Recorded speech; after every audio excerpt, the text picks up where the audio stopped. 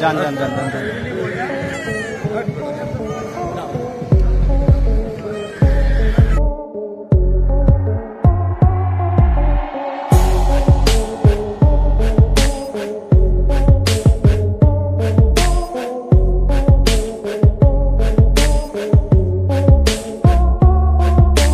এবার শাড়ি পরে ব্যাপক ট্রোলের শিকার হলেন লায়লা।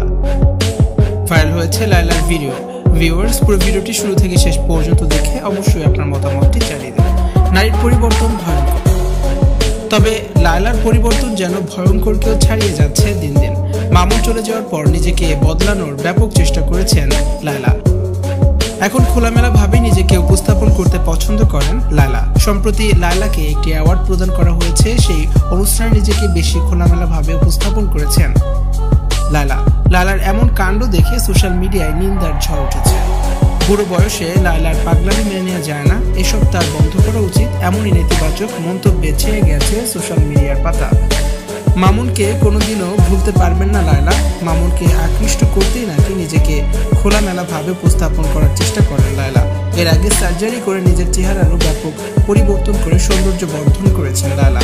শরীরের বাড়তি মেদও তিনি ছড়িয়েছিলেন, তবে মামুন লায়লাকে কোনো পাত্তাই দিচ্ছে না। এবার মামুনকে আকৃষ্ট করতে নিজেকে আরও বেশি বোল্ডভাবে উপস্থাপন করে চলেছেন লায়লা।